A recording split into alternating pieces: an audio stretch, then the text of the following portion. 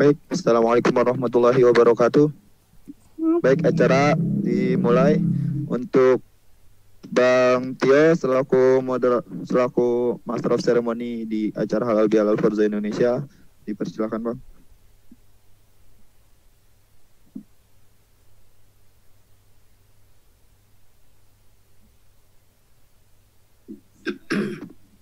Udah ya? Oke. Minal aidin semuanya, Assalamualaikum warahmatullahi wabarakatuh. Ya, alhamdulillah. Waalaikumsalam warahmatullahi wabarakatuh. Alhamdulillah, terima kasih kepada teman-teman semua pada malam hari ini telah menyediakan waktunya, telah mempersiapkan waktunya juga, sudah standby dengan mengikuti prosedur yang ada untuk mengikuti halal bihalal hari ini ya. Ya, apa boleh buat karena memang sedang dalam kondisi seperti ini. Jadi ya kita emang harus mengharuskan untuk halal bihalalnya via online dulu gitu ya. Banyak juga yang nggak bisa hadir, nggak apa-apa. Tapi terima kasih teman-teman semua yang telah hadir pada malam hari ini. Semoga bermanfaat ya pada malam hari ini untuk kelanjutan ke depannya sendiri. Oke, saya diamanahkan untuk teman-teman sebagai pembawa acara hari ini. Mudah-mudahan lancar ya, dan mudah-mudahan juga hari ini sinyalnya juga baik semua, jadi bisa melanjutkan. Nah, jadi di sini sebenarnya halal bihalal yang seperti biasa, tapi ditambahkan ada beberapa materi juga dari Bang Pangeran. Nanti ini saya sebagai MC saya akan menjelaskan apa-apa aja rincian acara pada hari ini dan malam hari ini gitu ya. Jadi yang pertama, terima kasih untuk Bang Erwin yang telah membuat Zoom meeting ini. Kita semua sudah bisa difasilitasi oleh Zoom. Terima kasih juga untuk Bang Hadian telah mempersiapkan waktunya dan juga mohon doanya untuk ayahnya Bang Hadian semoga cepat sembuh ya Bang ya. Dan Bang Hadian juga jangan sakit Bang. Amin. Dan juga di sini teman-teman juga nanti ini rencana caranya yang pertama adalah sebelum kita mulai, nanti yang pertama akan ada tilawah dulu nih dari Dika Putri ya, Dikut ya. Suratnya bebas jadi nanti juga ada sari tilawah juga dari Cynthia dan di doanya ini akan disampaikan oleh Ustadz Andri. Nah, nanti setelah Ustadz Andri baca doa, nanti setelah ini akan saya serahkan langsung ke moderator yaitu Bang Erwin Syah Sungkar dengan pengisinya hari ini untuk halal bihalal hari ini untuk pembukaan acaranya namanya adalah Bang Pangeran ya. Oke, untuk waktu yang bisa dimulai mungkin dari Dika Putri bisa dimulai saja Dik untuk baca Qurannya. Silakan.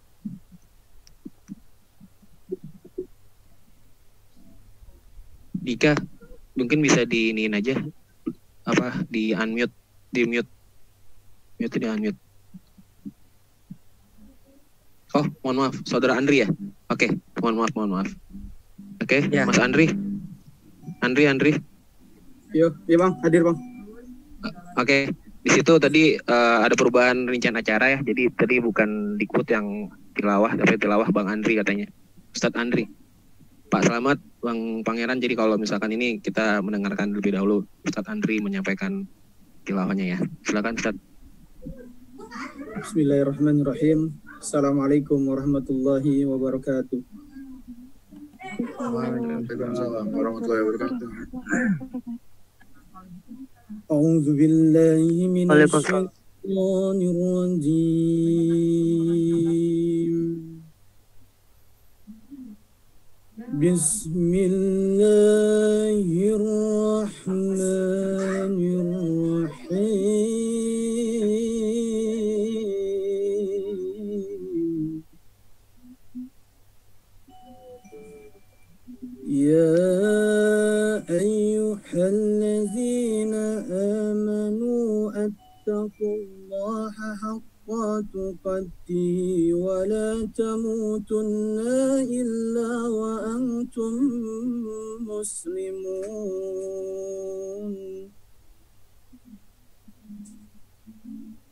واعتصموا بذمل الله جميعا ولا تفرقوا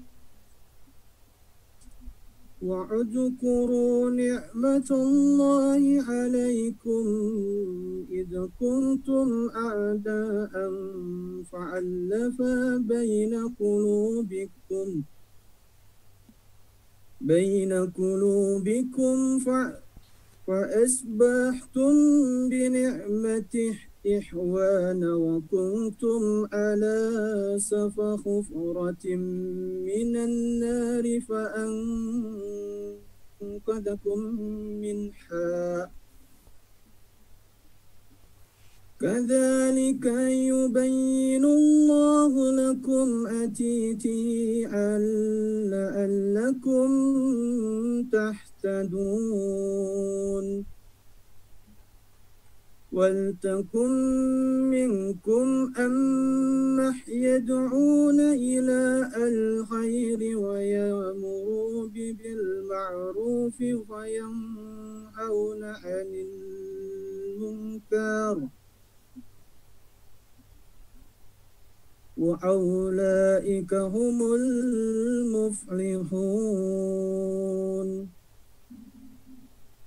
ولا تكونوا كالذين تفرقوا واختلفوا من بعد ما جاءهم البينات وأولئك لهم عذاب عظيم صدق الله العظيم. Assalamualaikum warahmatullahi wabarakatuh. Waalaikumsalam. Salam. Silakan untuk ikut untuk cari tilawahnya. Waalaikumsalam. Dengan Bismillahirrahmanirrahim. Dengan nama Allah yang Maha Pengasih lagi Maha Penyayang. Wahai orang-orang yang beriman, bertakwalah kepada Allah dengan sebenar-benar takwa kepadanya. Dan janganlah kamu mati kecuali dalam keadaan muslim. Dan berpeganglah teguh kamu semua pada tali agama Allah. Dan janganlah kamu bercerai-berai. Dan ingatlah nikmat Allah kepadamu ketika kamu dahulu bermusuhan. Lalu Allah mempersatukan hatimu sehingga dengan karunia-Nya kamu menjadi bersaudara. Sedangkan ketika itu kamu berada di tepi jurang neraka. Lalu Allah menyelamatkan kamu dari sana. Demikianlah Allah menerangkan ayat-ayat-Nya kepada kamu agar kamu mendapat petunjuk. Dan hendaklah di antara kamu ada segolongan orang yang menyeru kepada kebajikan, menyeru yang makruf, dan mencegah dari yang mungkar. Dan mereka itulah adalah orang-orang yang beruntung. Dan janganlah kamu menjadi seperti orang-orang yang bercerai-berai dan orang-orang yang berselisih setelah sampai kepada mereka keterangan yang jelas. Dan mereka itulah orang-orang yang mendapat azab yang benar. Sekian, wassalamualaikum warahmatullahi wabarakatuh. Waalaikumsalam warahmatullahi wabarakatuh. Ya, terima kasih atas Andri dan Dikput atas tirawan sari tilawahnya. Oke, untuk sesuai dengan anjuran dari panitia bahwa tadi kan ada tilawah, sari tilawah, dan untuk memulai kita akan ada doa terlebih dahulu yang dimana insya Allah dengan kita mengaminkan doa tersebut mudah-mudahan kita semua diberikan kesehatan hingga akhirnya kita tetap bisa bertemu kembali setelah pandemi ini, dan kita mohon doa biar pandemi ini segera berakhir dengan baik ya. Oke, silakan untuk Mas Amin. Untuk Mas Andri. Mas Andri selaku pembicara doanya. Mas Andri, silakan. Bismillahirrahmanirrahim. Astagfirullahaladzim, astagfirullahaladzim, astagfirullahaladzim, auzubillahi minasyaitonir rajim. Bismillahirrahmanirrahim. Alhamdulillahirabbil alamin, hamdan syakirin, hamdan na'imin, hamdan yuafi ni'ma yukafi mazidah. Ya Rabbana lakal hamdu wa lakal syukru kama yanbaghi li jalali wajhikal karim wa 'azimi sultanik. Allahumma shalli wa sallim ala sayyidina Muhammad wa ala ali sayyidina Muhammad. Allahumma inna nas'aluka al-huda wa tuqa wal afaf wal ghina. Allahumma innaka afuwun tuhibbul afwa fa'fu anna. Allahumma innaka afuwun tuhibbul afwa fa'fu anna. Allahumma innaka afuwun karim tuhibbul afwa fa'fu anna ya karim. Allahumma ansur ikhwana lil muslimina fi kulli makan wa fi kulli zaman. اللهم انصر المجاهدين اللهم انصر المجاهدين اللهم انصر المجاهدين الحمد لله الذي على نعمة الإيمان الحمد لله على نعمة الإسلام الحمد لله على نعمة الهداية الحمد لله على نعمة التوبة اللهم تقبل منا صلاتنا وصيامنا وقيامنا وركوعنا وسجودنا وتحليلنا وتفسيرنا يا الله يا أرحم الراحمين اللهم إنا نسألك سلامة في الدين وفي الدنيا والآخرة وعافية في الجسد وزيادة في علمي وبركة في رزقي وتوبة قبل الموت ورحمة عند الموت ومغفرة بعد الموت اللهم هون علينا في سكرات الموت وزنة من النار وعافية عند الحساب ربنا لا تزغ قلوبنا بعد إذ هديتنا وهب لنا من لدنك رحمة إنك أنت الوهاب اللهم انصر إخواننا المسلمين في إندونيسيا ربنا تقبل منا إنك عفو تحب العفو فاعف عنا ربنا آتنا في الدنيا حسنة وفي الآخرة حسنة وقنا عذاب النار وقنا عذاب النار وقنا عذاب النار وصلى الله على سيدنا محمد النبي وأمه وعلى آله وصحبه وسلم الحمد لله رب العالمين. Assalamualaikum warahmatullahi wabarakatuh. Waalaikumsalam warahmatullahi wabarakatuh. Waalaikumsalam. Wow, luar biasa sekali, Andri. Tersentuh saya ini hari ini. Ya, oke. Sekali lagi terima kasih untuk Andri dan Dikbud dan kembali diucapkan selamat datang kepada Bapak Selamat pribadi dan juga Bang Pangeran ya Bang ya, Pangeran Arsyad. Insya Allah nanti Bang Pangeran akan menyampaikan beberapa materi dan juga Pak Selamat juga akan menyampaikan beberapa binaan lagi Pak ya kepada kami semua, bimbing kami lagi untuk bagaimana biar lebih aktif lagi di keperusahaan ini. Ya, tidak usah waktu lama lagi. Saya serahkan selanjutnya ke Bang Erwin selaku moderator, karena juga sudah ada Bang Erwin sudah di tempat, Bang Pangeran juga sudah ada di tempat. Nanti juga silakan Bang Erwin yang mengatur untuk selanjutnya. Waktu dan tempat dipersilakan untuk Bang Erwin. Terima kasih. Baik, terima kasih Bang Tio. Halo rekan-rekan semuanya. Tes koneksi, halo. Apakah suara saya kedengaran? Mitor Win. Dengan Win. Lancar. Terus Bang Pangeran Arsyad, halo Bang. Masuk Bang. Siap. Ya, siap kedengaran. Baik. Terima kasih rekan-rekan.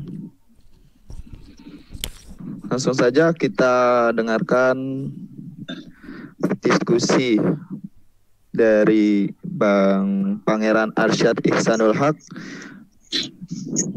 Ya, lahir di Jakarta tanggal 24 Mei tahun 91. Lulusan Universitas Al-Azhar Kairo pada 2012 sampai 2017, Fakultas Usuluddin jurusan Akidah Filsafat.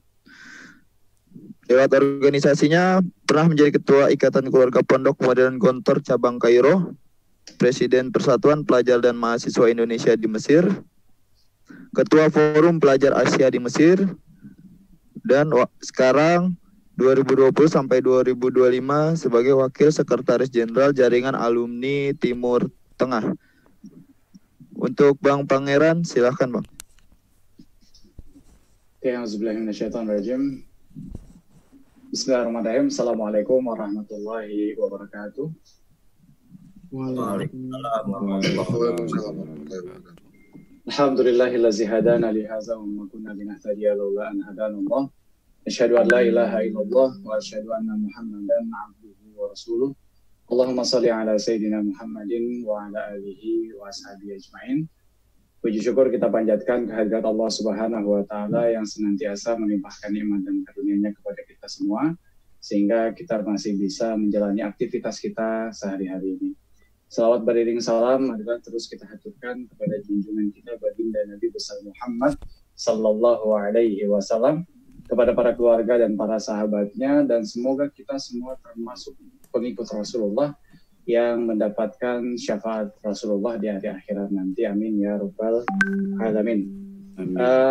Tentunya yang pertama saya hormati pembina dari Forza Indonesia, Bapak Selamat Pribadi, Ketua Umum Forza Indonesia, Bang Hadian Rahmat, dan juga Sekjen Forza Indonesia, Bang Doni Haryanto, serta Bendahara Umum Forza Indonesia, Mbak Vita Fitisia, dan segenap keluarga Forza.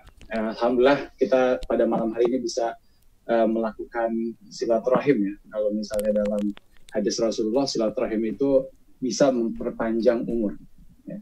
Kita memperpanjang umur dengan kita mensilaturahim. Kenapa? Karena kalau kita silaturahim berarti kita makin banyak hubungan dengan para saudara kita, makin dekat kita, makin banyak kita saling bertukar doa dalam kebaikan. Ya, mudah-mudahan forum-forum silaturahim ini bisa mempererat kita, hubungan kita, persahabatan kita, dan berakhir dengan doa-doa saling kebaikan dan bukan sebaliknya.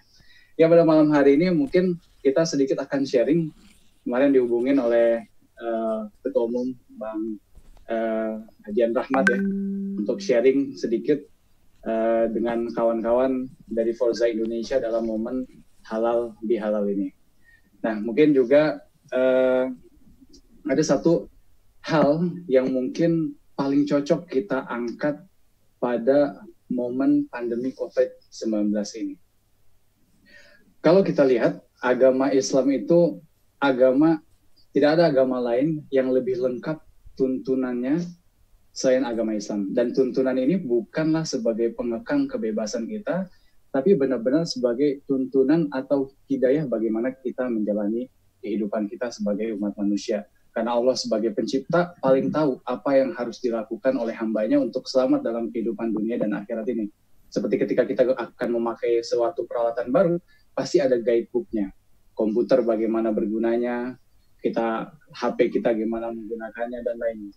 Dan sama, untuk kita sebagai umat manusia, ada buku panduan kehidupan, yaitu adalah agama Islam, yang di dalamnya adalah Al-Quran, ada Sunnah, dan juga ijtihad dari para ulama untuk memahami dari Al-Quran dan Sunnah itu sendiri.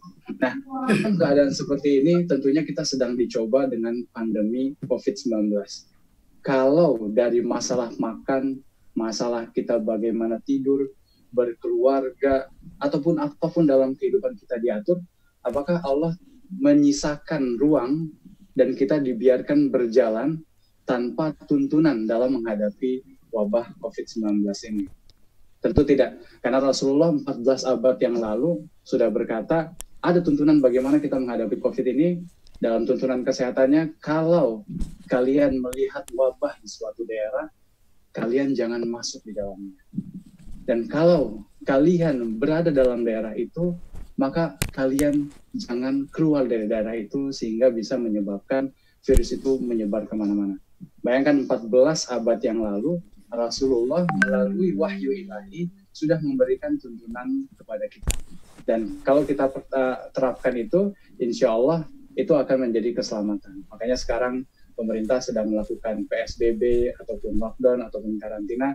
Mudah-mudahan kita bisa patuhi sehingga kita bisa selamat melalui dari pandemi ini, baik secara ilmu ataupun secara agama sudah ada tuntunan. Nah, dalam pandemi COVID-19 ini pasti sekarang ini banyak dari kita yang merasakan kesulitan. Yang sebelumnya sudah susah, makin susah. Yang tadinya aman, sekarang tidak aman. Nah, apa yang harus kita lakukan dalam keadaan seperti ini? Apa yang bisa menyelamatkan baik kita selama pandemi ini, ke depannya, dan bahkan hari akhirat nanti? Nah, ada kisah nih di Al-Quran. Kira-kira kalau misalnya kita sudah mati, dan kita pasti akan mati ya, itu hal yang pasti terjadi. Kira-kira kalau kita diberikan kesempatan untuk hidup lagi ke dunia, apa permohonan kita kepada Allah? Kalau kita diberikan kesempatan barang hidup sehari, atau 2 hari, atau dalam masa yang singkat. Ada yang berkata, saya ingin berbakti kepada orang tua. Ada yang berkata, saya ingin puasa, saya ingin mengkhatamkan Al-Quran, saya ingin umroh, saya ingin haji. Kenapa? Karena sudah nyata di depannya, oh ternyata janji Allah semua itu benar. Maka kalau ada kesempatan, mereka ingin hidup kembali ke dunia untuk memperbaiki apa yang sudah ada. Apa kira-kira kita berpikir apa sih kalau kita misalnya sudah mati, dapat kesempatan hidup lagi, apa yang akan kita lakukan? Nah, dalam surat Al-Munafikun ayat 10, Allah berfirman, apa perkataan dari orang-orang yang sudah meninggal dan ingin hidup kembali? Bismillahirrahmanirrahim. Rabbi laula akhartani ila ajalin qarib fa'atasaddaq. Ya Allah ya Tuhan, seandainya Engkau menangguhkan sedikit saja masa, aku kembali ke dunia, maka aku akan bersedekah. Nah, jadi dari sebanyak itu amalan dalam Islam, satu yang itu nyata disebutkan dalam Al-Quran. Kalau ada kesempatan barang 1 detik, barang 5 detik, barang waktu yang singkat, maka orang-orang yang sudah mati, mungkin kita juga yang sudah mati, itu akan berandai-andai, andai saja bisa ditangguhkan sebentar kembali ke dunia, maka akan kembali bersedekah. Kenapa kok bersedekah? Ya karena sedekah itu adalah amalan yang akan terus hidup tanpa pernah terhenti sampai kapanpun. Makanya ada hadis dari Rasulullah Sallallahu Alaihi Wasallam, "Idza matal insanu inqata'a anhu amaluhu illa min salasatin, sadaqatin jariyatin, aw ilmin yuntafa'u bihi, aw waladin salihin yad'u lahu." Jika kita, semua dari kita, baik yang hadir pada malam hari ini, keluarga kita, kalau sudah mati, semua amalan kita terputus. Kecuali dari 3 hal, yaitu sedekah jariyah, ya, sedekah yang terus mengalir, atau ilmun yuntafa'u bihi, atau ilmu yang bermanfaat, aw waladin salihin yad'u lahu, ataupun anak-anak generasi yang soleh yang terus mendoakan kebaikan untuk para kedua orang tuanya. Nah, itulah kenapa orang yang sudah meninggal itu ingin hidup lagi. Dan kita lihat misalnya di Mesir, para raja-raja atau di sana para penguasa, emir-emir atau khalifah, itu sangat memahami ayat atau hadis ini. Makanya kalau kita ke Kairo itu julukannya adalah negeri 1000 menara. Kenapa Kairo dikatakan negeri 1000 menara padahal itu padang pasir? Karena setiap jengkal, ya, ini tidak berlebihan, mungkin jarak cuma 20 meter, 30 meter, itu ada masjid lagi. Jarang sedikit ada masjid lagi, jarang sedikit ada masjid lagi. Jadi kebiasaan para penguasanya, orang-orang kaya, ya, para raja ataupun para emirnya, itu ketika mereka punya harta, mereka akan membangun masjid. Kenapa yang dibangun masjid? Karena hidup mereka singkat. Ya, 40 tahun, 50 tahun, ya umat Islam itu 60 tahun atau 63 itu udah bonus, udah lebih dari umur dari Rasulullah. Setelah itu kita akan wafat. Nah, kenapa mereka berlomba-lomba untuk membangun masjid? Karena masjid akan terus mengalir. Bayangkan, misalnya khalifah dari dinasti Fatimiyah tahun 900-an Masehi. Mereka membangun Masjid Al-Azhar. Mereka membangun Masjid Al-Azhar pada tahun 972 Masehi. Sekarang sudah 1000 tahun lebih. Berapa kita hitung kira-kira orang yang sudah sholat di Masjid Al-Azhar dari tahun 972 Masehi sampai dengan detik ini?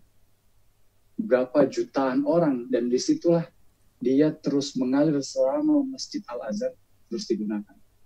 Dan di sudut-sudut kota Kairo, Masjid Hakim bin Amrillah, Masjid Amru bin Al-As, sampai detik ini terus menghasilkan pahala.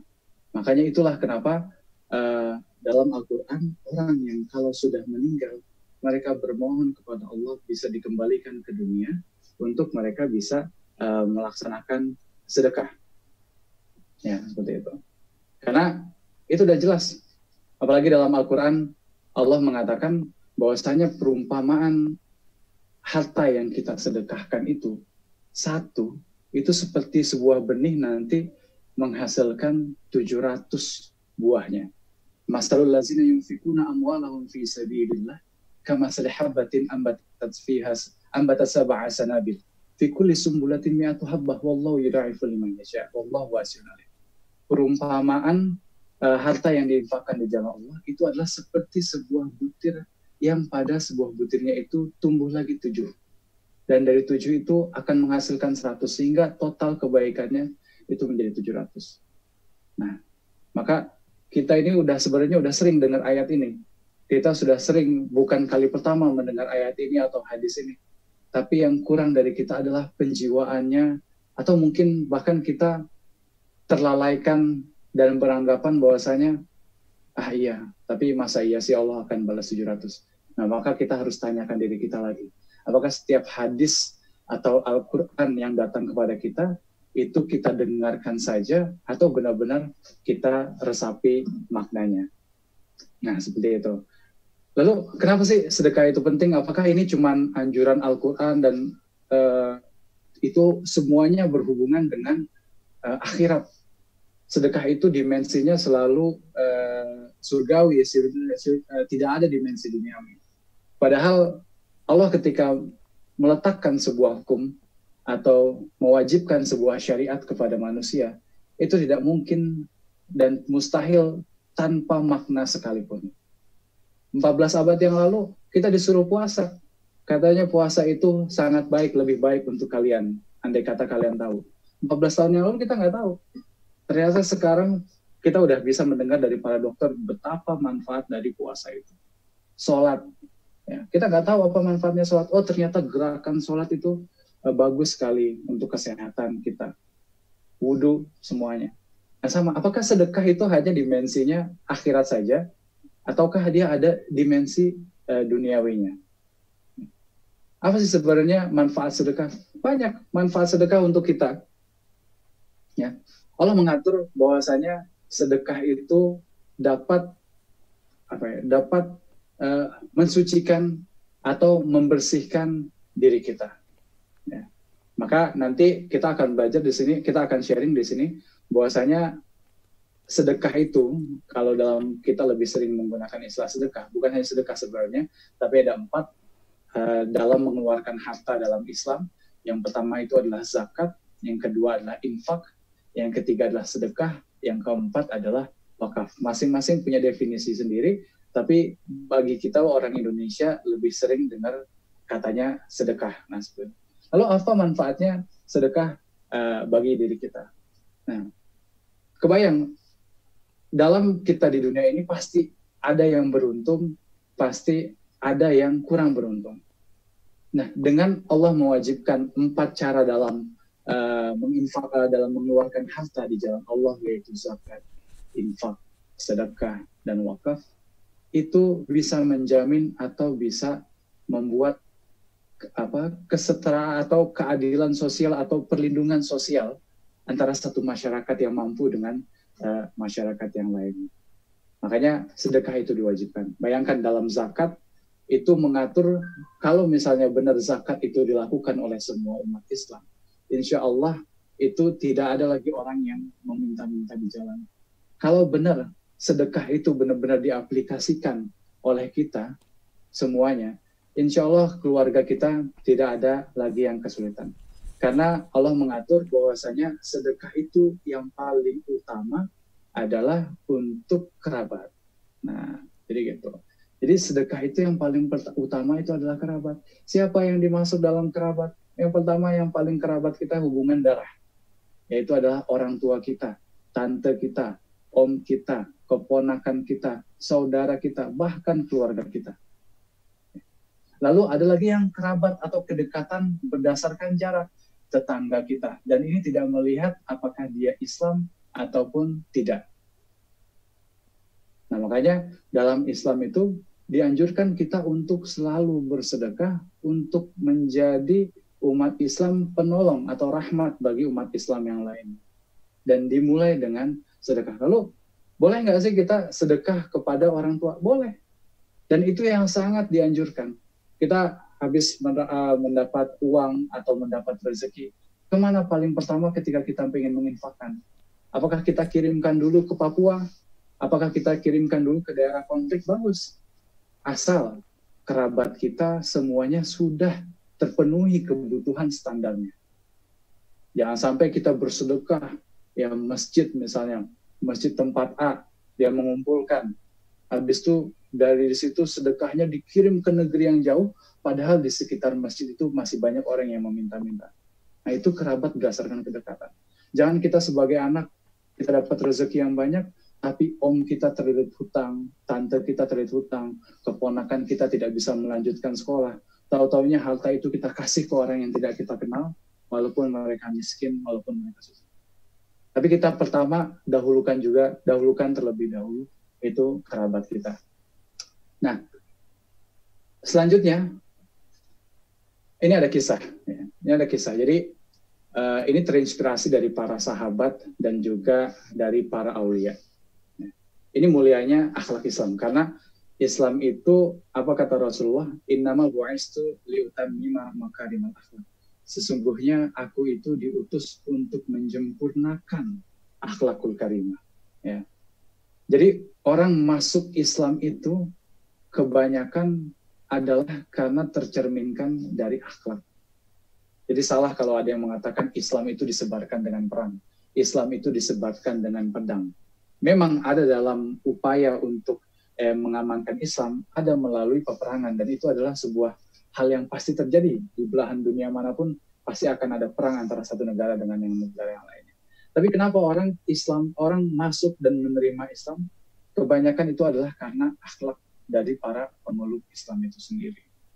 Di Mesir sampai saat ini, kalau misalnya berkata Islam disebarkan dengan perang, sekarang masih ada 15% Kristen Koptik.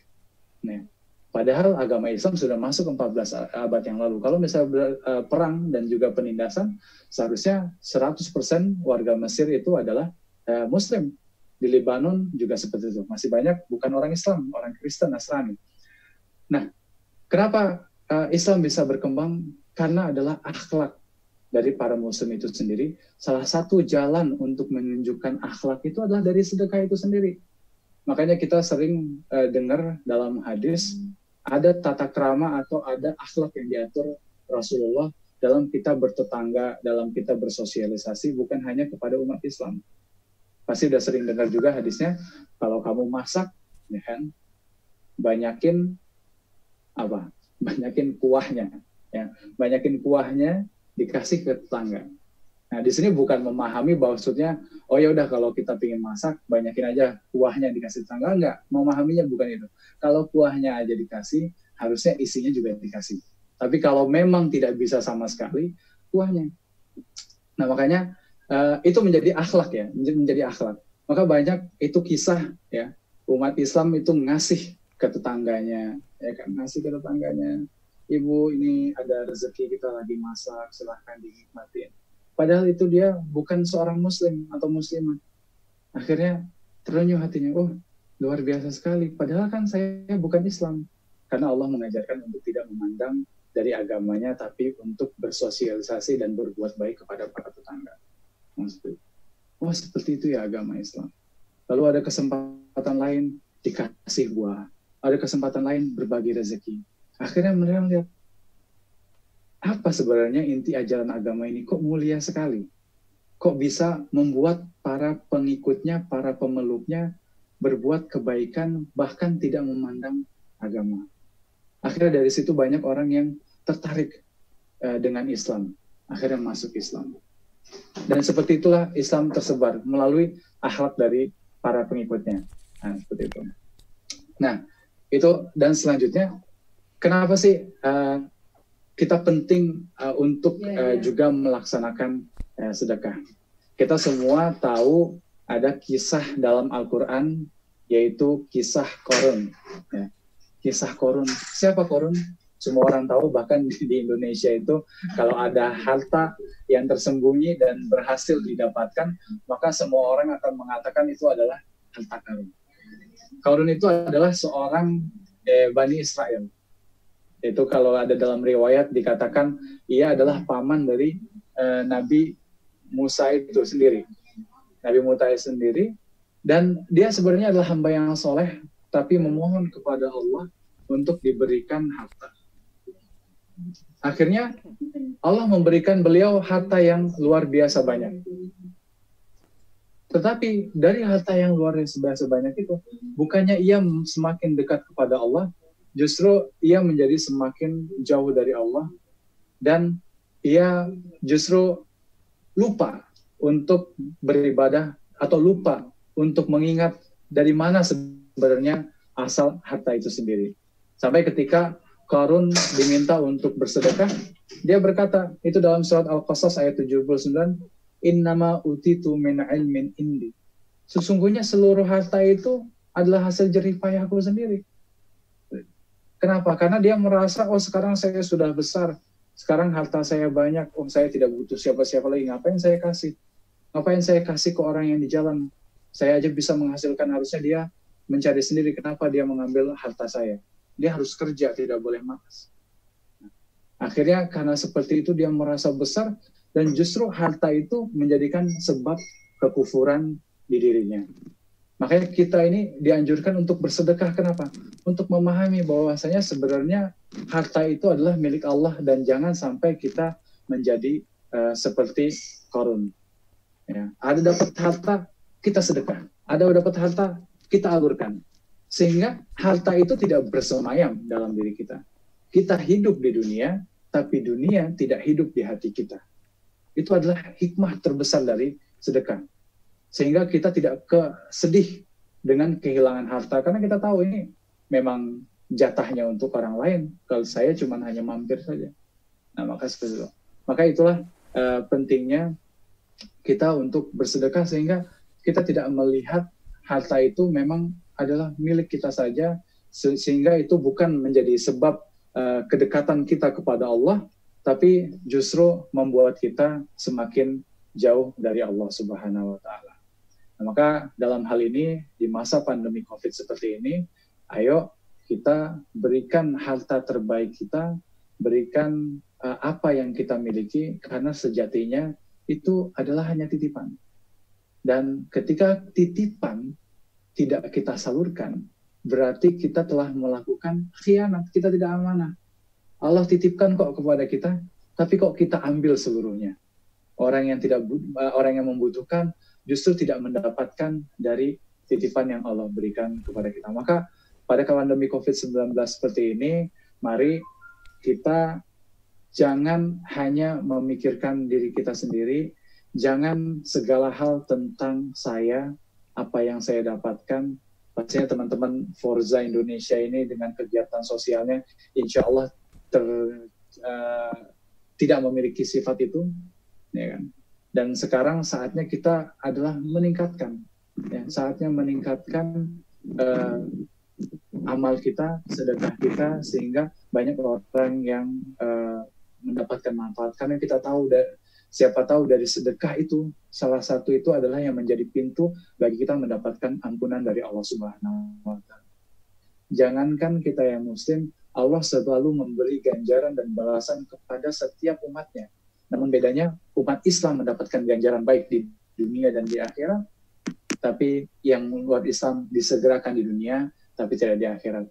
Dan jangan lupa bahwa dulu pernah ada kisah seorang perempuan yang memberikan minuman kepada seekor anjing yang sedang kehausan, padahal dia adalah seorang perempuan yang melakukan perbuatan yang tercela, tapi karena perbuatan kecilnya memberikan air kepada anjing itu, dia diganjar dengan surga.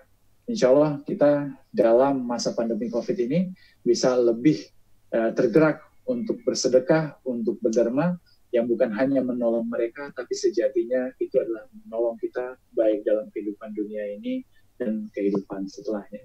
Mungkin itu sharing singkat kita pada forum Halal Bihalal ini. Mohon maaf jika terdapat kesalahan. Terima kasih. Assalamualaikum warahmatullahi wabarakatuh. Waalaikumsalam warahmatullahi wabarakatuh. Terima kasih Bang Pangeran Arsyad Ihsanul Haq.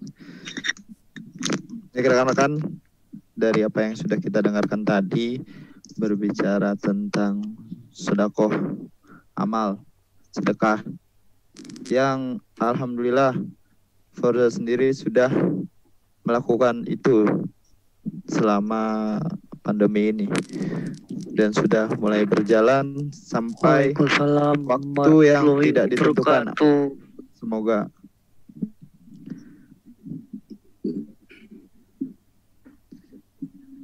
Baik, dari 30 menit yang sudah kita nikmati tadi, ada yang ingin memberikan pertanyaannya atau sanggahannya?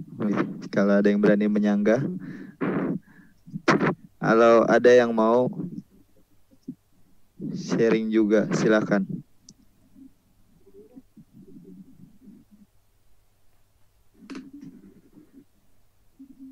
Saya boleh nggak, Win? Halo? Baik, Mas Tio. Iya, ini saya sebenarnya mau nanya tapi nggak nanya dari materinya. Ini terima kasih banget jazakallah untuk Bang Pangeran ya Bang. Ilmunya tinggi sekali, saya jadi banyak tahu juga. Saya pengen nanya aja Bang, waktu itu kalau nggak salah Abang alumni PPMI ya?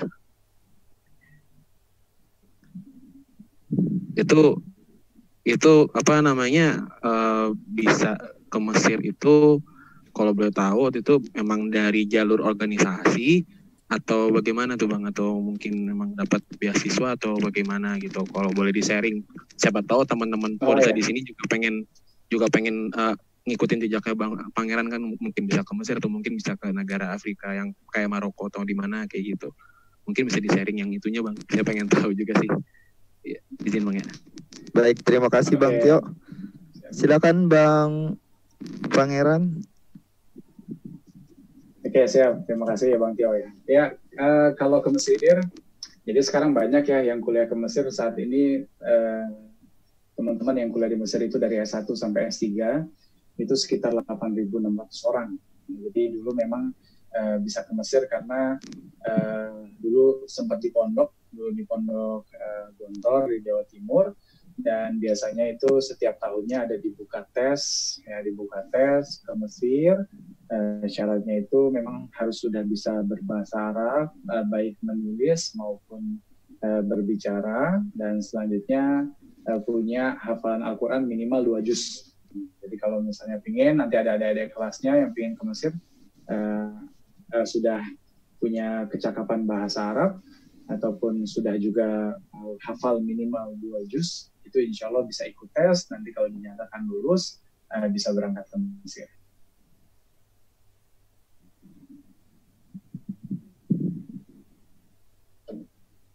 Minimal 2 juz. Terima kasih Bang Pangeran. Gimana Bang Tio? Minimal 2 juz ya? Sama-sama. Iya, 2 juz, minimal 2 juz. Saya baru buat surat doang aja udah lupa deh Pak. Insya Allah. Nanti ditingkatin. Amin, insya Allah, amin. Ya, bisa yang lain mungkin Bang Erwin. Terima kasih Bang ilmunya. Nanti saya mudah-mudahan teman-teman yang bisa sampai dengan kayak Bang Pangeran ya. Ya. Baik, satu lagi.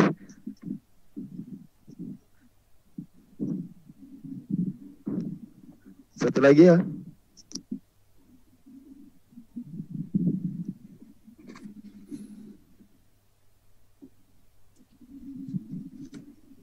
Ada?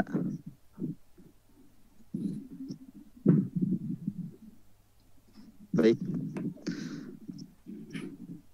Saya rasa cukup untuk diskusinya Bang Pangeran. Terima kasih.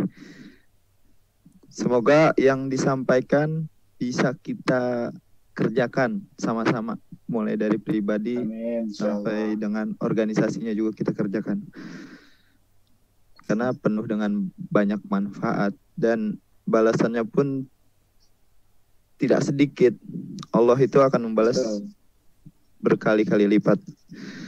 Asalkan kita berani. Cuman kalau yang namanya sedekah itu awal-awalnya ragu. Apalagi yang bawa duitnya itu di dompet 100.000, 50.000, mau ngasih tapi belum makan gitu. Semoga bisa dipertimbangkan lagi dan langsung dikerjakan rekan-rekan semuanya. Terima kasih Bang Pangeran sekali lagi. Baik Bang Tio, saya terima kasih Bang infonya. Kembalikan ke MC. Ya. Ya, terima kasih Erwin selaku moderator. Terima kasih juga kepada Bang Pangeran Arsyad atas materinya tadi dan juga atas info-infonya ya. Terima kasih. Nah, setelah Bang Pangeran tadi, jadi ini ada rincian Bali. Jadi di sini kan juga ada pembina kita, Pak Slamet Pribadi. Nah, Pak Slamet Pribadi ini sendiri adalah Wakil Rektor 2 di Ubara ya, Universitas Bayangkara Jakarta Raya. Dr. Slamet Pribadi SA dan MH. Maaf, saya ulang kembali, Dr. Slamet Pribadi SH MA. Beliau adalah Wakil Rektor 2 Universitas Bayangkara Jakarta Raya. Jadi setelah ini, setelah Bang Pangeran nanti akan dilanjutkan oleh Pak Slamet. Mohon izin kepada Pak Slamet untuk menyampaikan beberapa hal yang bisa disampaikan ke Forza Indonesia dan untuk juga halal bihalal online ini, Pak. Nanti juga akan dipandu oleh Bang Erwin kembali selaku moderator. Silakan waktu dan tempatnya dipersilakan untuk Pak Slamet, Pak. Terima kasih. Bang Erwin, silakan Bang. Siap. Halo Pak Slamet. Yo, udah standby. Siap Pak. Silahkan Pak. Ya, terima kasih. Assalamualaikum warahmatullahi wabarakatuh. Waalaikumsalam. Yang saya hormati Ustadz Pangeran, Pak Ustadz Arsad ini ya. Kalau saya panggil. Untuk Ketua Dr. Hadian, untuk Sekjen si Haji Doni ya, Pak Haji Doni ini. Untuk rekan-rekan Forza yang masih semangat, ini seluruh Indonesia ya. Ada Palembang, dari Jawa Timur ada nggak? Atau Jawa Tengah? Jawa Timur nggak ada ya? Belum ada sepertinya Pak. Oke, ya terima kasih. Baik teman-teman, terima kasih saya diberikan kehormatan untuk menyampaikan oleh-oleh pikiran saja. Saya tidak akan mendikte apa yang sudah teman-teman lakukan. Karena kalau saya melihat perkembangan di media sosial Forza sudah cukup progresif ya untuk menyampaikan sosialisasi. Dalam kesempatan yang bahagia ini saya menyampaikan mohon maaf lahir dan batin, minal aidin wal faizin. Mudah-mudahan kita tetap sehat. Dengan silaturahmi ini kita akan semakin sehat. Teman-teman sekalian, marilah kita bersyukur pada Allah, pada Tuhan. Kita masih dikaruniai otak kanan dan otak kiri yang sempurna, sehingga bisa mendengarkan tausiah dari Ustadz Pangeran atau Ustadz Arsad. Karena Rasulullah Shallallahu Alaihi Wasallam itu menerima wahyu dari Allah itu dengan cara menyeimbangkan antara otak kanan dan otak kiri. Tapi sayangnya umatnya hanya banyak mengandalkan otak kiri. Bisa dibayangkan kalau otak manusia itu error, cacat karena narkotik, tentu dia tidak bisa sempurna dalam menangkap dan menyampaikan sesuatu kepada orang lain. Kalau Rasulullah sudah jelas, otak kanan dan otak kiri diseimbangkan untuk menangkap wahyu Allah. Teman-teman sekalian, saya 2 hari yang lalu saya dikontak oleh Pak Dr. Hadian untuk menyampaikan sesuatu dan lain hal di acara ini. Tapi saya pandang teman-teman sudah bagus. Tapi yang penting jangan lupa untuk teman-teman dalam situasi pandemi ini banyak orang fokus ke arah pandemi. Ketika kita fokus ke arah pandemi, kita fokus ke arah pilkada, kita fokus terhadap pilpres, kita fokus terhadap masalah terorisme, disitulah para bandar-bandar narkotik masuk. Saya sudah bertahun-tahun berhadapan dengan jaringan nasional maupun internasional. Di saat-saat orang sibuk itulah dia masuk. Apalagi ini menjelang Natal dan tahun baru, dia akan masuk. Ini tugas kita semua. Kita punya tanggung jawab bersama-sama untuk melakukan pencegahan. Karena apa? Antara pemberantasan dengan pencegahan dan rehabilitasi atau pengobatan itu harus dilakukan secara seimbang. Di Indonesia itu di dalam politik hukum, kebijakan hukum nasional ada 3 kasus penting. Yang pertama adalah korupsi, kedua adalah terorisme, yang ketiga adalah narkotik. Sebetulnya dari pandangan hukum saya, justru posisi pertama itu harusnya narkotik. Narkotik itu dampaknya tidak bisa dihitung, jangka panjang. Sedangkan teroris dan korupsi itu dampaknya bisa dihitung. Kalau terhadap manusia hanya hitungan puluhan, tapi kalau narkotik itu dampaknya terhadap ribuan orang. Jadi saya berharap teman-teman terus berjuang. Saya kira itu yang bisa saya sampaikan. Kalau ada yang bertanya silahkan, tidak ada yang bertanya juga apa-apa karena ini adalah forum silaturahmi. Saya juga ingin memperkenalkan diri kepada rekan-rekan yang dari Palembang. Yang dari Palembang sudah pernah ketemu saya belum ya? Yang dari Palembang belum ya? Ara, sudah pernah ketemu belum ya? Belum pernah ya yang Palembang ya? Belum Pak. Iya belum Pak. Belum. Ya. Ya ini wajah saya. Kalau kurang jelas silakan googling aja nama Slamet pribadi. Instagramnya Pak. Instagramnya Pak ya. Di Instagram. Kalau Instagram slamet.pribadi. Kalau susah-susah ya cari aja di Google nama saya deh. Nah itu udah. Waduh. Masya Allah. Ya. Sudah lihat ya.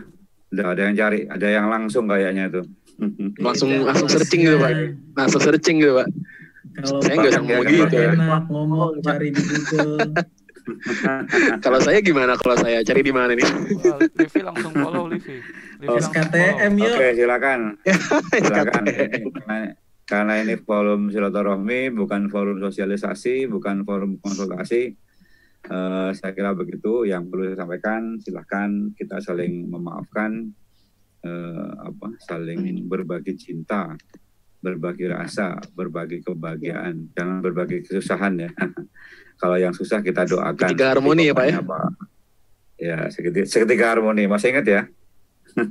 Masih dong Pak. Oke, saya kira begitu teman-teman. Saya nunggu respon kalau ada, kalau enggak saya tetap mendengarkan. Assalamualaikum warahmatullahi wabarakatuh. Waalaikumsalam warahmatullahi wabarakatuh. Teman-teman gimana? Mau ada yang disampaikan ke Pak Slamet? Kayak misalkan mungkin teman-teman ada kayak keluh kesah apa, mungkin pengen menyampaikan ke Pak Slamet gimana sih caranya biar teman-teman mungkin bisa dapat solusinya gitu. Silakan mangga, sok apalah namanya itu, silakan nanya ke Pak Slamet, nanti mungkin Pak Slamet bisa menyampaikan dengan sesuai dengan pertanyaan yang teman-teman tanya. Kalau ada bisa silakan teman-teman. Bang Teguh mungkin Bang yang baru datang Bang, izin Bang. Atau mungkin Livi gitu, mau di chat aja nggak apa, terus saya bacain. Nanti saya sampaikan ke Pak Slamet. Livi kalau mau di chat Erwin juga nggak apa-apa. Mas Andar tuh Mas, silakan kalau untuk Mas Andar kan aktif nih di mana di banyak komunitas, mungkin bisa disampaikan juga ke Pak Slamet gimana untuk menjaga stabilitasnya gitu mungkin. Nggak apa di chat aja, kalau memang nggak bisa pakai mic di chat aja, terus saya yang bacain, saya sampaikan.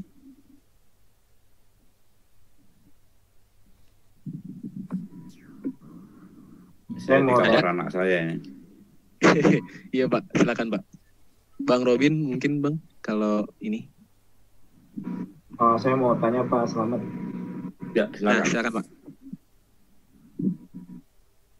Ya Pak, terkait kehumasan Pak, kan Pak Slamet sebelumnya pernah menjabat di divisi Humas Polri ya Pak. Nah di situ kan ada beberapa informasi yang saya mau tanyakan tentang informasi yang dikecualikan Pak. Nah informasi dikecualikan ini sifatnya fakta atau informasi yang opini Pak? Seperti itu Pak, terima kasih. Oh ya, kinerja pemerintah itu semua bisa dipublikasi dalam rangka transparansi, dalam rangka akuntabilitas. Karena apa? Aparatur negara itu menggunakan anggaran negara, menggunakan keuangan negara. Tapi dari sisi humas tidak boleh semuanya dipublikasi. Misal foto-foto penganiayaan itu tidak boleh dipublikasi. Kemudian gambar-gambar suntikan heroin itu tidak boleh dipublikasi. Gambar tengkorak itu sekarang sudah tidak boleh dipublikasi. Gambar hidup sehat tanpa narkoba, gambarnya merah, berdarah, itu tidak boleh dipublikasi. Karena apa? Untuk orang yang sudah kecanduan itu menyebabkan relapse, kekambuhan ketika melihat gambar-gambar seperti itu. Itu tidak boleh dipublikasi. Terus kemudian hal-hal yang bersifat intelijen itu tidak boleh dipublikasi. Hanya orang-orang tertentu yang boleh. Itu memang sudah diatur oleh undang-undang. Rahasia negara ya Pak? Jadi, iya. Rahasia negara, rahasia masyarakat. Terus kemudian privacy pribadi itu tidak boleh juga dipublikasi. Kemudian anak-anak yang melakukan kejahatan itu juga tidak boleh dipublikasi. Jadi kalau misalnya ada berita tentang anak-anak yang melakukan kejahatan, itu beritanya itu hanya 10%. Yang 90% tidak boleh dibuka. Dibuka, diulang-ulang, diterus-teruskan, diviralkan, itu tidak boleh. Oh, seandainya kayak gitu bisa jerat hukuman apaan tuh Pak? Bisa kita jerat dengan undang-undang ITE kalau kita lewat teknologi. Pasal berapa tuh Pak, kalau boleh tahu?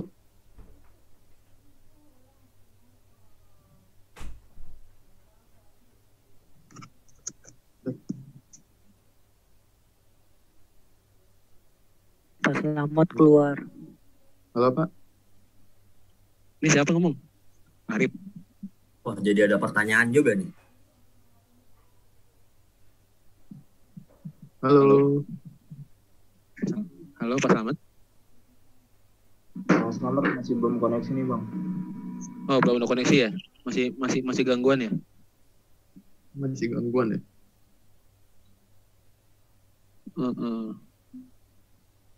Jadi tunggu ya.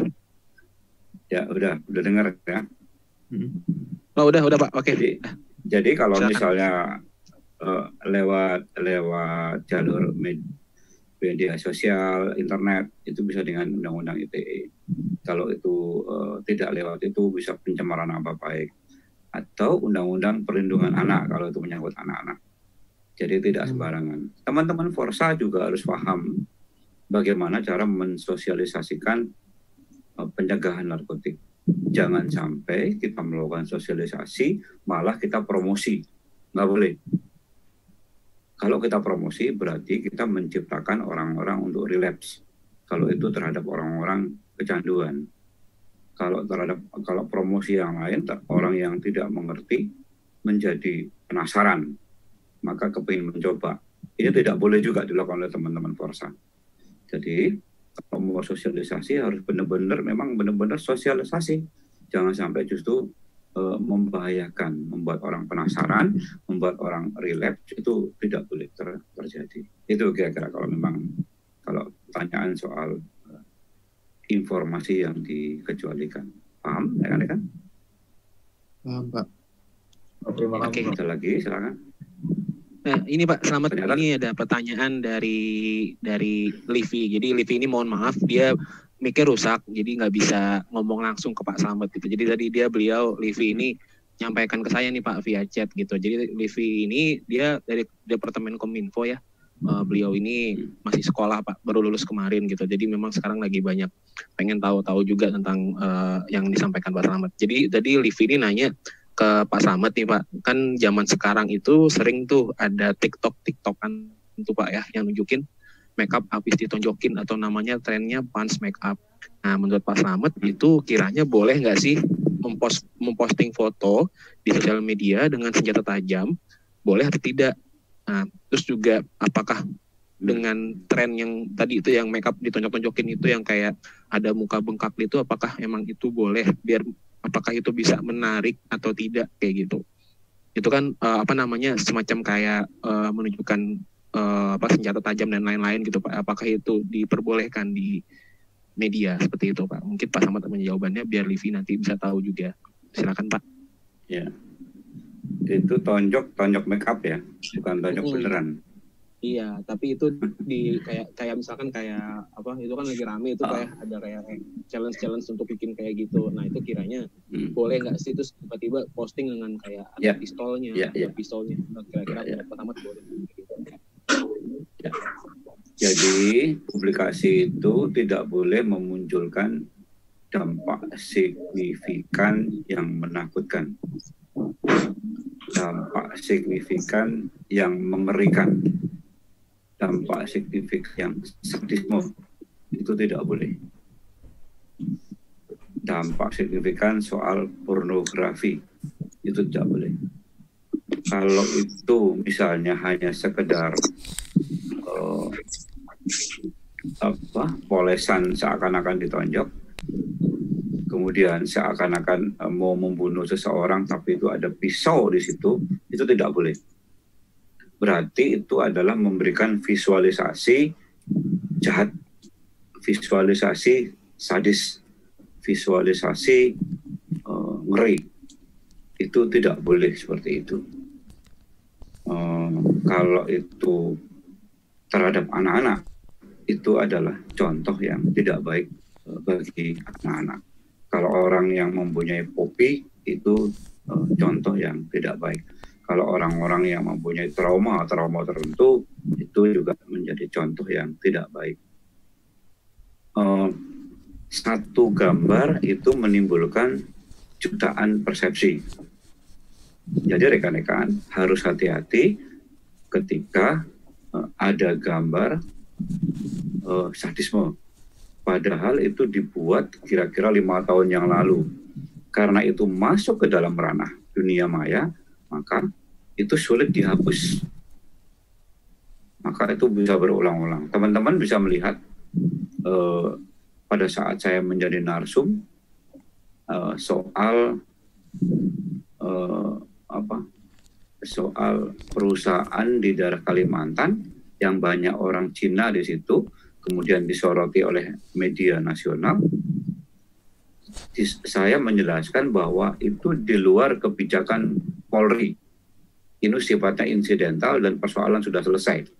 Tapi ternyata teman-teman, ketika Pilpres dan Pilkada itu dijadikan bahan oleh lawan-lawan politik bahwa polisi itu mendukung Cinaisme.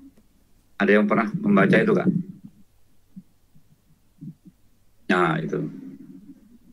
Mendengar suara saya teman-teman? Ya Pak. Dengar Pak. Ya. Teman-teman kalau bisa nyala nyalain aja nggak apa mic-nya. Dengar Pak. Siap. Pernah melihat tayangan saya di TV soal ini? Yang di TV masalah One, TKA ya Pak ya? TKA Cina ya Pak? Ya. Iya siap Pak. Itu udah diulang-ulang dan gambar itu dipotong, diedit yang berhubungan dengan Cina. Tapi penjelasan saya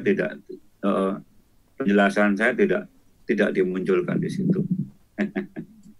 Saya pernah marah ke TV One, tapi TV One merasa tidak pernah membuat, maka TV One diam saja. Karena memang ada orang-orang politik yang menempatkan itu sebagai bahan kampanye politik dia. Ini loh polisi mendukung orang-orang Cina TKA itu. Padahal itu waktu itu penjelasan saya waktu itu. Ya, oke, yang lain silakan. Terjawab kah? Ya, Pak, kata Livi terjawab. Terima kasih atas sampaiannya. Nah, ini terakhir nih Pak ya, terakhir. Jadi sebelum kita lanjut jadi kan setelah ini ada diskusi kembali. Nah, ini terakhir ya Pak. Ini kan dari Bapak kan Humas Polri juga ya Pak ya, pernah di kepolisian gitu ya Pak. Mohon maaf sekali lagi. Ini lagi ada yang viral nih Pak. Jadi ini ada pertanyaan dari Kadep atau Kepala Departemen dari Hubungan Terlembaga, Kakak Faradila. Jadi ini kan lagi rame nih Pak, ada kasus yang di Amerika sana, namanya kalau nggak salah George siapa gitu saya lupa ya, itu yang katanya George Floyd. Nah itu kan lehernya itu kan, jadi kan dia kayak diinjek pakai dengkul oleh polisinya gitu Pak. Jadi kayak ditangkap gitu, tapi akhirnya cara nangkapnya salah gitu. Maksudnya sampai akhirnya si George itu tidak bisa bernafas. Nah, tapi yang jadi pertanyaannya di situ pun polisinya George sudah memberikan respon, dia tidak bisa bernafas, bahkan tidak bisa sampai bergerak seperti itu. Tapi polisinya tetap masih inian juga. Nah, coba Mas Kak Faradila ditampaikan Kak. Mohon izin ya Mas Tio, Pak Selamat, izin bertanya ini. Jadi saya sempat melihat berita juga Pak waktu itu soal kasusnya George Floyd, dan itu juga sempat trending Pak di media sosial Twitter, sampai ada hashtag Black Lives Matter dan Justice for George Floyd itu. Dan yang saya ikutin kasusnya adalah jadi George ini sebagai tersangka pencurian di sebuah minimarket, dan dia dalam keadaan mabuk Pak. Nah, saya juga kurang mengerti mungkin posisinya si George ini dia memberontak polisi atau bagaimana, makanya polisi itu melakukan hal seperti itu. Tapi yang saya pertanyakan adalah apakah memang ada kode etik tersendiri Pak dari kepolisian untuk menangani beberapa kasus ya Pak? Mungkin ada kode etiknya tersendiri gitu di per kasusnya itu atau gimana ya Pak? Terima kasih Pak. Ya, polisi yang bertindak seperti itu adalah polisi yang jahat menurut saya. Kalau itu kejahatan berarti itu penganiayaan yang menyebabkan mati, atau bahkan itu kalau mati betul pembunuhan. Itu adalah melanggar kode etik, melanggar profesi, juga melanggar undang-undang. Menurut saya kalau di Indonesia pasti dihukum ini polisinya. Menurut saya pasti polisi itu akan mendapatkan hukuman dari negaranya, dari negara Amerika sana, karena ini adalah bentuk kejahatan yang dilakukan oleh polisi.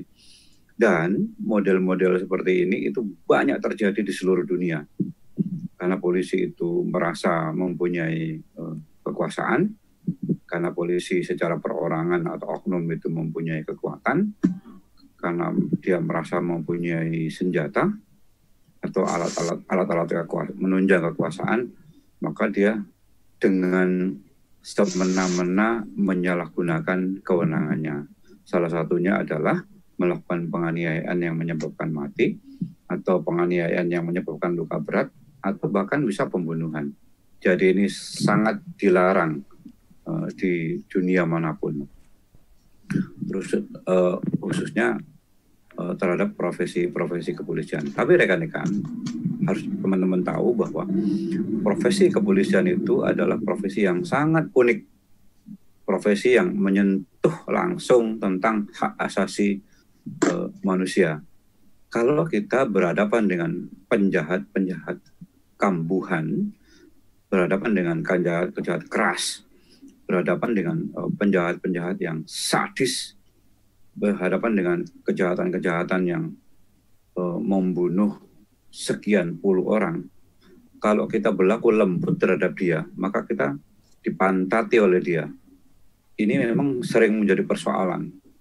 Kalau kita lembut kepada dia, maka peristiwa itu tidak akan terungkap. Tapi kalau kita kasar, itu kita melanggar kode etik. Jadi kita ambil jalan tengah.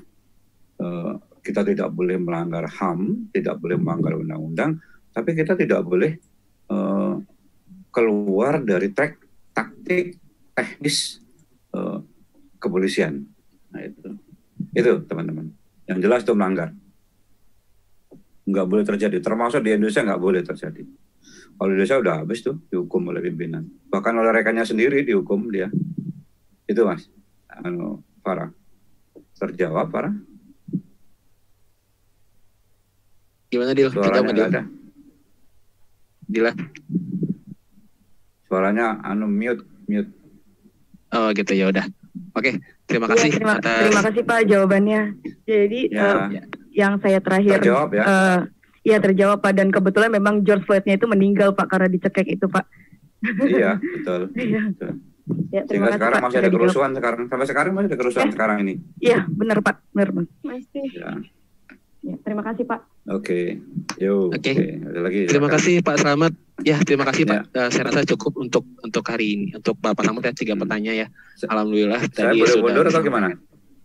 Oh silakan Bapak kalau mau di sini aja nggak apa-apa, di sini aja ikut apa sampaian selanjutnya ini ada ketua kita akan menyampaikan sesuatu untuk Forza. Oh iya, Silakan, saya tunggu Adian deh, silakan. Ya baik, oke.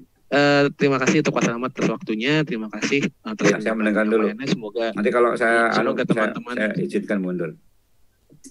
Oke, baik. Ya, oke. Tanpa menunggu lama lagi untuk waktu yang sudah semakin berjalan, Bang Hadian, sudah siapkah Bang untuk menyampaikan beberapa kata untuk teman-teman di sini? Oke, maaf tadi. Siap ya Bang ya? Jelas nggak suaranya? Banget Bang. Oke, siap. Oke, silakan Bang. Bismillah, Assalamualaikum warahmatullahi wabarakatuh. Waalaikumsalam. Alhamdulillahirabbil alamin. Wassalamu ala asrofil anbiya wal mursalin. Habibina wa habibil ilahi rabbil alamin Abil Qasim Mustafa Muhammad wa ala alihi at-tayyibin at-tahirin wa ashabihi mayamin al-muntajabin. Qala Allah ta'ala fil kitabihil karim, a'udzu billahi minasyaitonir rajim. Bismillahirrahmanirrahim. Am hasibtum an tadkhulul jannah wa lamma ya'tikum masalul ladzina khalau min qablikum masatuhumul ba'sa wad dharra wa zulzilati hatta yaqula rasul wallazina amanu mata nasrullah ala inna nasrullahil karim. Bismillahirrahmanirrahim. Terima kasih pertama-tama saya ucapkan untuk Bapak Slamet pribadi. Terima kasih juga untuk Bro Ustadz, kalau saya sering manggilnya Pangeran. Mudah-mudahan nggak jet lag, udah di Indonesia lagi.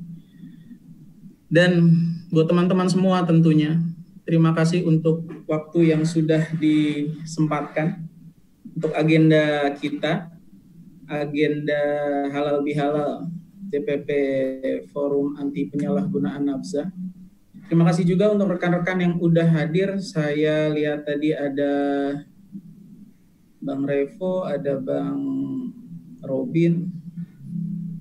Mudah-mudahan bisa terus bersinergi kita. Teman-teman, saya tadi di awal baca sedikit surat Al-Baqarah ayat yang ke-214. Mungkin teman-teman bisa coba buka yang ada Quran terjemahan. Saya mau coba baca terjemahannya sedikit. Apakah kamu mengira bahwa kamu akan masuk surga padahal belum datang kepadamu cobaan? Catatan ya teman-teman. Sebagaimana halnya orang-orang terdahulu sebelum kamu. Mereka ditimpa oleh malapetaka dan kesengsaraan serta digoncangkan dengan bermacam-macam cobaan sehingga Rasul dan orang-orang beriman bersamanya bertanya kepada Allah, bilakah, kapankah datangnya pertolongan Allah? Di situ langsung Allah jawab, ingatlah sesungguhnya inna nasrullahil qarib. Sesungguhnya pertolongan Allah itu amat dekat. Menarik, Ramadan kali ini kita semua sudah menjalankan puasa itu nggak cuma sekali. Di sini nggak ada yang cuma sekali baru menjalankan puasa kan? Masalah puasanya nggak full itu ntar. Masalah puasanya itu bolong ya itu wajar lah. Tapi setidaknya kita tidak sekali baru menjalankan puasa. Sudah berkali-kali kita menjalankan puasa Ramadan. Kali-kali kita bertakbir ketika Idul Fitri. Tapi hari ini berbeda, ada ujian. Teman-teman semua, ini yang menarik bahwa Tuhan sedang coba berbicara kepada kita lewat ujiannya. Dan hari ini insya Allah kita nggak boleh ragu gitu, kita nggak boleh merasa ya pandemi ini apa dan yang lain karena tadi pertolongan Allah itu dekat dan garansi dari Tuhan juga bahwa yang namanya ujian itu pasti Tuhan akan berikan, akan turunkan sesuai dengan kadar kemampuan kita. Ini juga menjadi satu otokritik untuk Forza Indonesia gitu. Bahwa kita melihat di tengah pandemi ini banyak betul cobaan eksternal dan internal organisasi kita banyak betul hal-hal yang sepertinya menguji kesabaran kita. Dan ya ini semua bukti bahwa Allah cinta kepada kita dan sesungguhnya pertolongan Tuhan itu dekat. Dekat untuk apa? Dekat untuk menaikkan derajat kita, dekat untuk membuat kita lebih hebat gitu kan. Dan dekat untuk membuat kita lebih kuat gitu, lebih bisa menjadi satu organisasi anti penyalahgunaan nafza yang menjadi pionir dari banyak hal-hal yang baik. Banyak daftar organisasi sejenis, tapi mudah-mudahan banyak hal baik yang kita lakukan dan ini ujian dari Allah. Kita berharap ini menjadi sebuah ujian dari Tuhan untuk meningkatkan derajat kita. Karena saya recall lagi sedikit ayat tadi. Di awal Tuhan berbicara kepada kita, itu apa? Awal itu am hasibtum an tadkhulul jannah. Kalian ngira nggak bahwa kalian ini akan masuk surga? Padahal belum ada cobaan yang datang kepada kita. Nah, saya harap ini adalah bagian dari cobaan yang Allah kirimkan untuk proses Tuhan lagi memverifikasi kita adalah bagian dari orang-orang hebat. Kita adalah bagian dari orang-orang terpilih yang memilih untuk ada di dalam Forza dengan segala kewajiban yang ada dan dengan kedewasaan kita tidak mempertentangkan antara kewajiban dan pilihan kita. Alhamdulillah malam ini ada berapa partisipan? Banyak lah ya. Ada banyak partisipan. Mudah-mudahan ini bisa menjadi motivasi kita. Motivasi untuk apa? Untuk ya tadi memverifikasi, membuktikan masuk di daftar list orang yang bakal masuk ke dalam surga karena ujian Allah itu sudah datang. Dan ya mudah-mudahan kalau saya lanjutin, saya mau coba baca ayat berikutnya di Ali Imran ayat 200 itu Allah juga sampaikan ya ayyuhallazina amanusbiru wasabiru warabitu wattaqullaha la'allakum tuflihun. Jadi teman-teman di sini Allah juga berbicara kepada orang-orang, kepada kita, kepada hambanya. Bersabar. Sudah bersabar diulang lagi, kuatkan kesabaranmu. Habis itu bersiap siaga dan bertakwalah kepada Allah supaya kamu beruntung. Beruntungnya kemana? Kita kembalikan ke tadi. Masuk ke dalam surganya Allah lewat ujian-ujian yang ada. Dan Allah di sini bilang sabar. Udah sabar, kuatin kesabarannya. Berarti double sabarnya. Mudah-mudahan kita bisa terus menambah kesabaran kita. Mudah-mudahan kita bisa terus awas diri gitu kan. Supaya seperti yang tadi disampaikan di ayat yang pertama saya baca, ya kita bisa masuk ke dalam surganya Tuhan gitu. Kita bisa bukan surga yang kita cari tapi ridhonya Tuhan, bukan surga tujuan kita tapi ikhlasnya Tuhan gitu. Ridhonya Tuhan memberikan banyak kemudahan untuk kita. Ini harus jadi catatan, mudah-mudahan ini bisa menjadi catatan kita bersama. Agenda-agenda Ramadan sudah selesai tapi bukan berarti kebersamaan kita selesai. Kalau nanti ada yang kebersamaan dengan Forza selesai, saya mohon maaf dari sekarang. Introspeksi diri juga sama-sama, saya juga mengintrospeksi, teman-teman juga introspeksi. Kita semua mau jadi hamba terbaik, kita mau ada di tempat yang terbaik. Tuhan udah sampaikan sesungguhnya pertolongan Tuhan itu dekat. Tuhan udah sampaikan bahwa Tuhan tidak akan memberikan cobaan yang di luar batas kemampuan kita. Tuhan juga sudah memberikan caranya bagaimana kita harus sabar, menambah kesabaran dan mengawas diri. Mudah-mudahan itu semua kita bisa ikuti. Mudah-mudahan momen halal bihalal ini bisa menjadi pengingat dan bisa menjadi masukan buat masing-masing kita, utamanya khususnya buat saya, supaya saya bisa lebih ada lagi untuk Forza, bisa bersama-sama lagi untuk Forza. Ya, itulah dari saya, sekian. Wallahul muwaffiq ila aqwamit thoriq, wabillahi taufiq wal hidayah wa ridha wal inayah. Assalamualaikum warahmatullahi wabarakatuh. Waalaikumsalam. Ya, terima kasih untuk Pak Ketua Umum ya. Semoga lelahnya hari ini menjaga ayah terbayarkan ya. Dan juga terima kasih tersampaiannya untuk teman-teman tadi penyampaian dari Bang Adian. Semoga meresapi teman-teman dan teman-teman bisa mengambil maknanya juga.